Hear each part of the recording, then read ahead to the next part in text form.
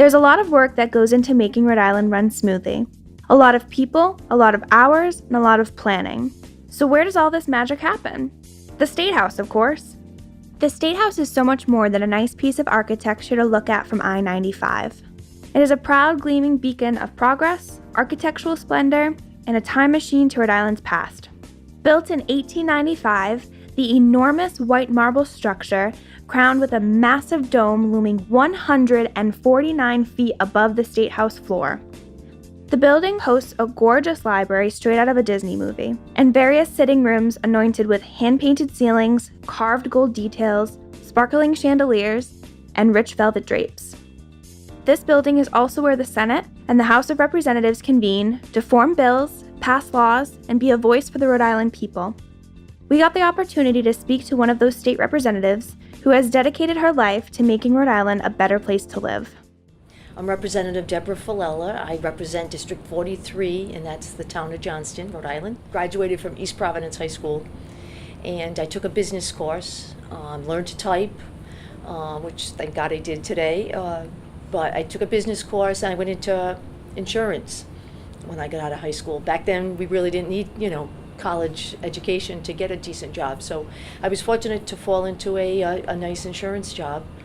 And as I got older and got married and had my children, when I lived in Johnston, we decided to, start getting involved, especially when the kids started going to school, and get involved in the school committee. So I did. I got involved with helping people's campaigns, mostly campaigning for them, walking with them, and learning really the ropes. Back then, it was, you learned from really the best because they campaigned really ferociously. They really, they went out every night, they had their paperwork, they had everything, planned. Today it's a little different, but I really enjoyed doing that. Our representative in the town of Johnston was Representative Joe Vacola, and he decided it was going to be time for him to step down. He didn't really want to run anymore. He was moving to a different community, and he asked me if I'd be willing to run for representative, and I really didn't give it too much thought. I never thought I'd honestly do it.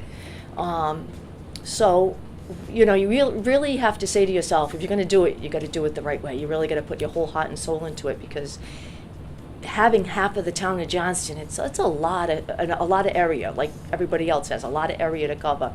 So it's a lot of walking, it's a lot of commitment, and it's a lot on your family because you're not there for suppers and different events that your family has. So it is a big commitment. More or less, I try to advocate for the underdog. Mm-hmm. In this state, we have our car insurance is based, number one, on your credit history.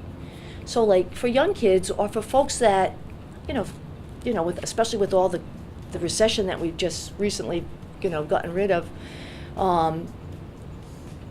it's tough for people if they've had a bankruptcy or if it's affected their credit history. So that was one I really pushed for. We've passed a lot of bills with the veteran community.